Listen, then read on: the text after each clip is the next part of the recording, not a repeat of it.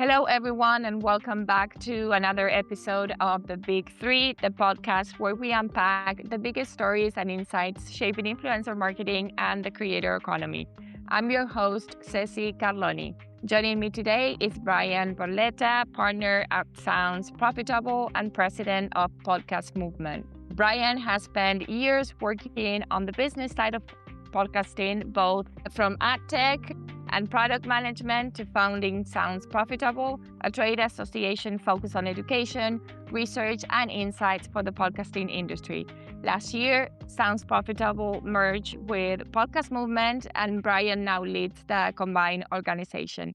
So we invited Bryan today to talk about the merger, what it signals for the podcasting industry, and where he is taking the combined organization from here. Bryan, welcome to the podcast. Great to have you here. Thank you so much for having me. How's your Monday kicking off? It's great. I live in Portland, Oregon, and we're in that fall summer time where I get 2 days where it's 70, 80 degrees and it's beautiful. And then it reminds me it can be in the 40s and raining for 4 days. So we're back into the raining there, but I'm not letting it keep me down. I just got my rain gear on and I'm walking around the city and enjoying the start of a beautiful spring. Absolutely. How about yourself? Same here. I'm in Argentina. I don't know if the audience, I think, knows that. I don't know if you remember that from the last time we spoke, but it's fall here as well. It's kind of rainy today. I'm excited for the conversation and for the week ahead. Yeah. Bryan, before we get into the merger and everything that you're building, I wanted to start with the bigger picture. Obviously, you've had a front row seat to how the industry is evolving. So let's start there.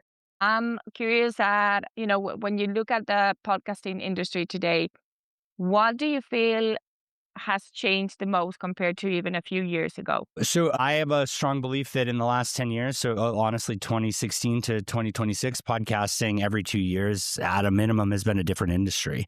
Right. 2016 is where we kicked off with dynamic ad insertion, into 2018, where Spotify really popped its head up. 2020, we had that little global pandemic thing that changed everything and the money all around.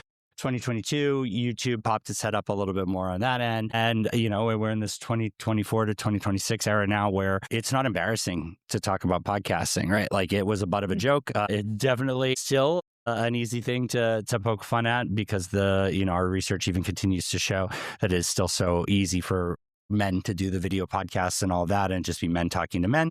And we need to change that overall. So there's plenty of room for us to improve in plenty of areas to poke fun at. But I think that it very quickly became serious. It very quickly became something that wasn't just like a hobby or a side thing. I think the boom and bust of it caused by an influx of cash changed a lot of people's perspectives. And I think they were looking to move away from it. But I think the truth of it is what really changed the most and what's happening right now, the moment right now, is podcasting to me simply signals that it is a creator first world. And it's, creator, content owner, a rights holder, however you want to do that, from me and you to our podcast that we do ourselves, to Sony, to everybody there. We're looking at a world where every level in between, the platforms and the infrastructure and everything is saying podcasting has this interesting model where the rights holder, the creator, all that can choose where they upload their content, how they distribute it, who has it, where, how it's monetized, how they can do private subscriptions, how they have their niche communities. And I think that none of this is new. I think in the past 10 years, it's been tried by multiple different industries. But the biggest thing that's changed is podcasting. Just, for whatever reason, we continue to try these things again, and it's sticking.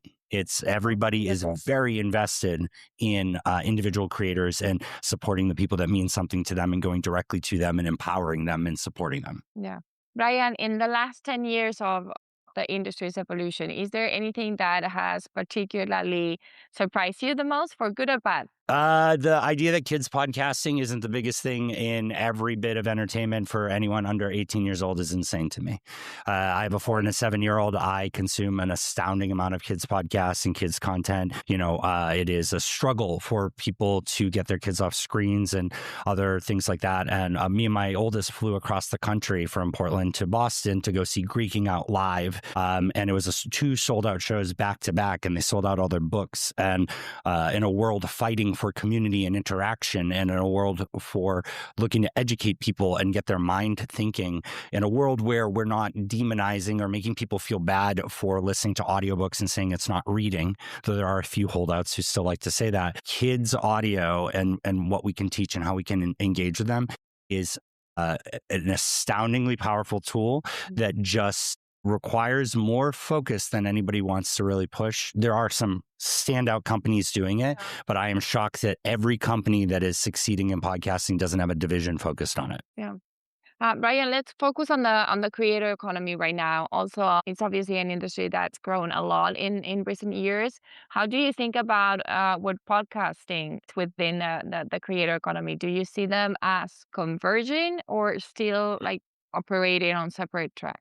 I think that if I needed to be logical, which the fun part about being in podcasting is we don't need to be logical, is that when we talk about podcasting, we're talking about the creator economy. I think that, there was a time where when we talked about creator, we talked about YouTuber or Instagrammer or, TikToker, or all of those things. And those words meant specific platforms, and content creator and influencer and all that were like the catch-all that like meant you could go between places, but it didn't stick. I think that right now there's almost no difference when the audience is talking about their favorite podcaster or their favorite influencer or content creator. I think they mean the same thing. And I think the only people that are really banging their heads against the wall for the definitions are the people whose revenue is tied to that and can't get their head around how they expand it. Podcasting, like if we want to define the word, to me, it's audience, it's on demand, it's audio forward, and it is creator owned. And that's it, right? And like, I consume way too much garbage on Netflix. Like if there's a show that has wizards and werewolves and it's canceled in season 2, I'm borderline ready to get it tattooed on my body. But like none of them are asking me to look at the screen the whole time. I can watch it when I want to watch it. It's not a great experience, but I can listen to it while I'm walking down the street. But if I can sit there on my couch and watch it while playing on my phone, like it hits the same things that a lot of people are looking at for a podcast. So all these, the words that we're talking about, the podcast is just the new way to say, creator owned. Love that. Let me ask you this, Bryan. What excites you the most about where the whole industry is heading? And that's a broad question, a big. It's so. I mean, there's different ways to look at it, right? Like I think the creators get it. I think that podcasting is a very interesting industry because so many of the people in the space have ties to public radio or, radio in general or journalism or other things like that. Not a lot of them have come from the influencer and YouTuber space or Hollywood or whatnot. And some of those people stand out in really interesting ways. Some of those people hit their head against the wall. But I think that the former president of Nintendo of America, I'm going to butcher his last, Reggie Fils-Aimé, I believe is his full name. He was once asked the Nintendo Switch, they said, how do you feel the Nintendo Switch can compare against the PlayStation 5 and Xbox One or whatever it was at the time? Maybe it was the ones before that. And he said, how do they compete? And he said, well, they're not our competitors. Our competitors are time. Our competitors are attention. Our competitors are doing nothing, right? Like we are competing with everything. And that's the truth of it for podcasting right now. We are competing with everything. So when I head to Cannes Lion later this year and I wake up and I have to walk from the hotel to wherever I'm going, what's in my ear? Am I looking at my phone? Probably not. It's beautiful. I want to see everybody there. I want to interact there. Am I catching up on a podcast so I can add something to the conversation? I think the most interesting thing about podcasting is that it can really fit into whatever you want, from putting it on the TV with Pete Davidson's net that they're calling a podcast to listening to it as I walk to everything in between. Yeah, absolutely. Bryan, let's start diving into today's conversation, sounds profitable and podcast movement. For anyone listening who might not be familiar with Sounds Profitable, how do you describe what it is and what you do? What I will say, and I'm very thankful for this. Like we've been working for 6 years and it's been a lot of heads down work. It's a small team. And Molly Demillier joined our team from Acast to help on the communication side because we've learned that you need to explain who you are. And so I would say, I've learned a lot. For changes, right? Yeah, but we are a trade association. Like we model ourselves after these groups and organizations that are here to better an industry and bring it forward. I think we have the luxury of having no baggage of other industries or other investment and things like that. And so, Like that. our model has always been everyone's equal, from Spotify and YouTube to Amazon, all the way down to the individual publishers and networks and creators that we work with. They all pay the same amount because our goal is to educate and support and lift and create networking opportunities and provide consulting as if we were your advisor and bring the whole industry together on a global level. And we have, a lot of that does revolve around monetization. So that's very US centric there. I think there's a lot of ad dollars there. But over the past 6 years, we've grown. We've grown globally, and we have partners in the Middle East, UK, Australia, and continuing to grow in every single country.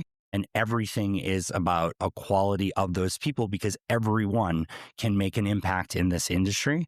So that's a big thing for us there. Research is a big aspect for us too. We are the leading researcher of publicly available information about the podcast industry. We're expanding to UK from just the 2 we field for the US each year, but the UK will be premiering at Pod Show London. And networking and events, right? What started as an opportunity within other events to say, how do we all get together and how do I make sure everybody gets what they need out of these events, maximizing their ROI, turned into us running our own events, turned into an events company acquiring us. And so our model and what Sounds Profitable is all of that plus 6 newsletters per week. So if someone doesn't feel like they can take advantage of that partnership model, they get 99% of that value just from reading it, and they can ask us questions and we'll reply as fast as we can and all that, and they can bring it to life themselves. So all of those partners that we get to help directly that help fund and grow everything we're doing also get to help every single person who believes they can help themselves and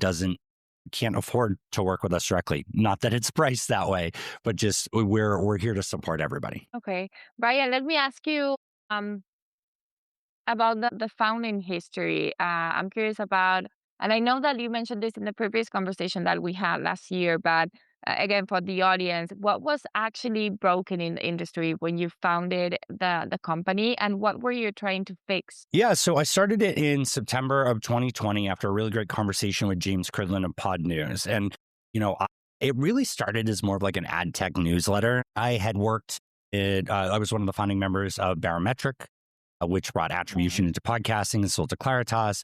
I was the senior product manager of data and monetization at Megaphone before it sold to Spotify. And I would talk to these people at different levels of their career, all the way up to C-level. And we would talk about targeting, for example. And they'd be like, yeah, we can target the difference between male and female in a household. And I'd be like, well, not really. And so I just started explaining it. And I started explaining it at a time where everybody was home from COVID and was willing to take phone calls and talk about these things. Everybody was willing to read a little bit more, get a bit more educated on it. And there was money entering the space. And so the whole goal initially was like, I'm going to break down these really nerdy concepts as best I can so that everybody can understand it and be better equipped to bring in people bigger than podcasting, because that's where we need growth. And that's what kind of drove it. And it very quickly grew from a weekly newsletter written by me and some consulting to research with Tom to a daily newsletter and a recap on Fridays to the events and everything there. It just kind of snowballed because we had the opportunity to say, like, what does the industry need? And instead of being like, if 10 more people sign up, we can do X, a lot of why we are where we are is because we were just like, well, let's just take that risk. Let's do these things. Let's talk about what's happening with the iOS download issue that's being resolved and publicly explain it in a way that if everybody got upset that we explained it out loud, could have tanked the company.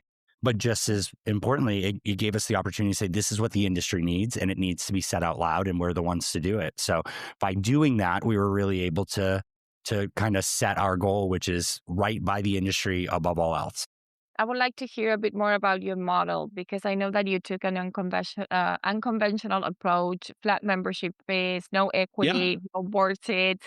What was the thinking behind that model and why was it important for you? Okay, so the original, I think this is my favorite part. The reason we settled on, so the model is $500 a month. We asked for 3-month minimum commitment. We've had people leave before 3 months before. There's no contract required unless the partner requires it. All those logos you see there, over 200 partners. Some of them have contracts because they're big enough companies that that's what they ask for, but we don't impose any of them. We even sold to Podcast Movement without having contracts or without having to have people sign those contracts. The advisory board seats in any companies, we don't work on commission or kickback. That $500 a month is flat and everybody pays the same amount. The reason I settled on $500 a month was I found that it was a number that most people who had a company credit card could put it on there and expense each month if we wanted to move forward and didn't need, couldn't get a bigger sign on. So it was in a time where I was heads down and helping everybody there. The reality around it, why I settled on the price, not only the value that I thought I was bringing there,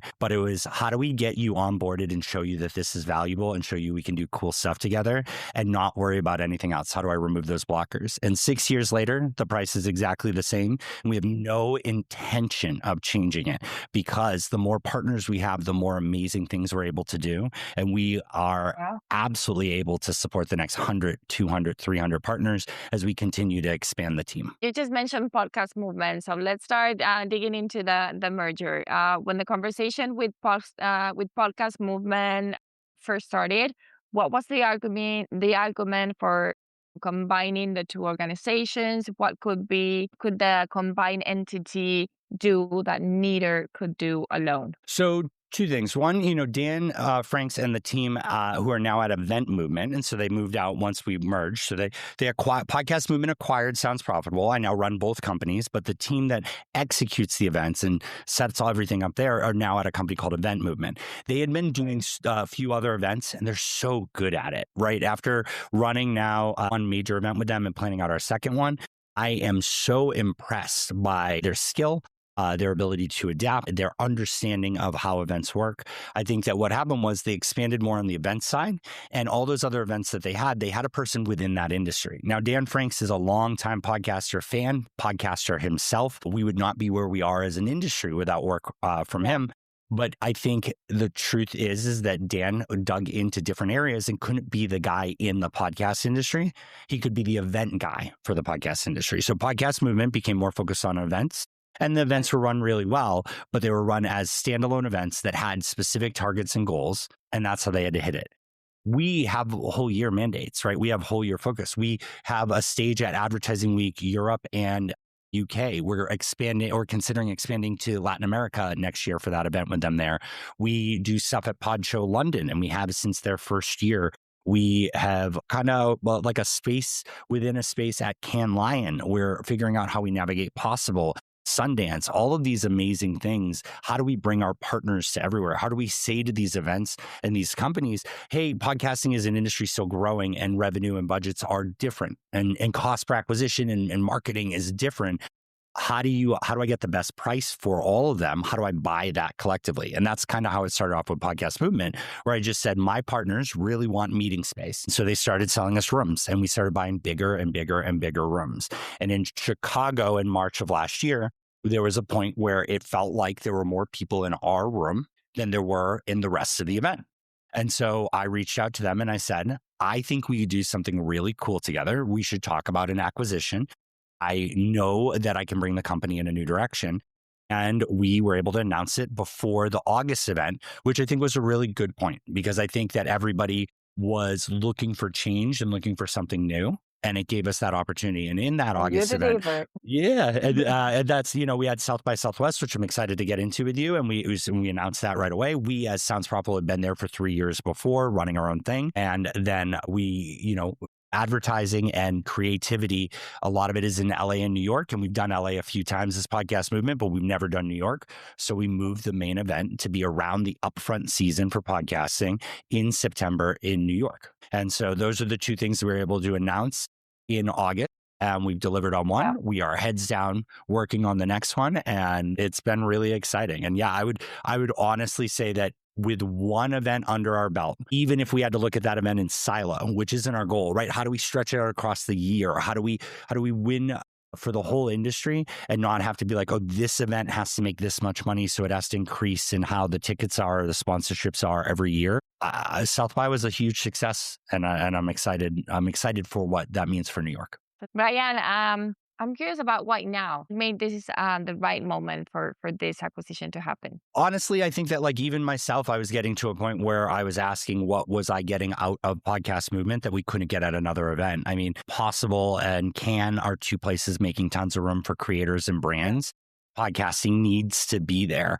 Scalable just came up. I mean, I believe it's fair to say that in the time since we talked about the merger to now, Scalable went from an idea, and it might have even launched within that time, and now they have their own events. Kaya and Jasmine, former both of eMarketer and The Information, and they have their own event coming up in like less than a month that is super cool on that end.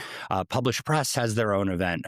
You know, Pod Show London was coming. It's their 5th year this year. On Air Fest is absolutely killing it on the creativity side. And so I looked around and I said, podcast movement is the reason why the podcast specific ones got off the ground, has shown that there's room for creativity. But the question really becomes, why one more event where we all talk to ourselves? So when we have all these creative things, and I said, we need to change this and we need to change it now before people find an excuse not to go, and then you can never get them back. Bryan, I think I had a question prepared for you, but I think it's covered. I'm going to ask it anyways. And if you feel like you want to add something else, let me know. If otherwise, we can jump to the next one. I'm curious about what does this combination make possible that wasn't possible before? What did the acquisition make possible? Wow, I hope George and Dan aren't listening to this. We've invested in ourselves. George and Dan are the other partners at Podcast Movement and all that. We've invested a lot. And Tom Webster and myself, you know, I brought Tom on, I gave him half the company, and we built up all this. And we took these massive swings because we knew they were right. Like our first time at South by, like our first big time, I think it was our second year, we put down $150,000 to buy a day. And we looked at each other after we signed it. And we were like, we have 9 months to not owe $150,000. And we busted a, it is super scary. But I think that we hit a point, and we hit this point of validation and this excitement and this support, that what this acquisition says, like to be clear, there's no earnout on my end, right? Like there's no, I don't have to hit a certain dollar amount. There's no, I don't have to get everybody to sign contracts. I have to do right by this industry because that's what's given us growth, and I have the support to do that. So I think that that's what's exciting me the most, and why right now, and why all those things is that like I can take a bigger swing. Like South by, being incredibly candid on that, costs probably over $500,000 to do. We chose to, instead of having our standalone event where we had ticket sales and sponsorship, do an event inside of a bigger event that for the first year ever, instead of 14 days, South by was 7 days. Instead of having a convention center, it was all over the city. And instead of our event having both sponsorship and tickets, we threw away honestly $500,000 in revenue, which is what ticket sales tended to be for that previous event there, and went all sponsorship and built that all there. And it was a massive success. I'm so happy. It could have very easily been the end of the company. It could have very easily been we spent $500,000 and nobody backed us up on any of that, and we did it ourselves. But I'll tell you, I'm happy to read that headline one day that says like, guy bets company on direction that the industry should go, shows up alone, company closes. Like, okay, you know, we got to take chances as an industry. Because what's cool about podcasting is that we are at the center of all these things. And there are so many bigger people there that are going to try and take these pieces from us, and they're going to do a great job with it. So if we want to show up there, we have to show up big, and we have to take massive risks. So that's what it enables. I now get to look at this, and I now get to say, like, I can do what's right by the industry more than ever because I have more support and more avenues where I can execute that. Bryan, and if you zoom out and take a look at the industry more broadly, what do you think the acquisition, this merger, say about where podcasting as a business is right now, where it's headed? I think, you know, content is such a powerful thing, and networking and connecting the dots with people are the center of everything. And you're seeing that from, again, like Scalable and Publish Press. You're seeing it from consulting firms and all of that. I think that that's what this signals, is that there is a combination between how do you help the individual, how do you connect the people, how do you do the networking, and how do you provide the stage and the spotlight for people. And I think we're going to see a lot more stuff like that. In no way am I comparing myself to, was it TBPN, but like in that acquisition by OpenAI, but like when you have the audience, when you have the attention of an industry, when you have all of that there, it goes really well together with the people that are trying to affect change. We're thankful that we're in a situation where that's right now over 200 people and going to continue to grow.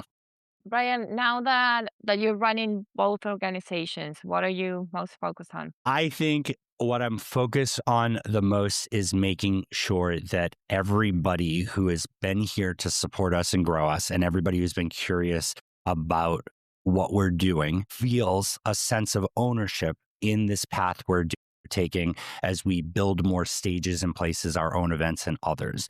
And what I mean by that is like our partners who any level of partner, right? There's only one level of partner. At South by Southwest, not only were the sponsor logos up there, all of the partners' logos were there. Every single one of those 200 partners were inside and outside. And to me, what we're trying to do is tell these people that this is their space, right? South by is such a huge event. And the goal there was, we're going to push into this bigger than podcasting event. We're going to give you ownership and authority about these events, right? So that those people, even if all that was is they're just a partner, right? One of our many partners on there and their logos on the wall, they can go out to something bigger and say, why don't you come back and check out the event we're doing with Podcast Movement and Sounds Profitable? So we're giving people that opportunity to push into those bigger spaces with us, where it's not, oh, Bryan and Tom and Molly are doing this, or Sounds Profitable or Podcast Movement is doing it. It's, we are doing this with them, and they have that sense of ownership and that pride and that support to go expand into those bigger than podcasting spaces. Yeah.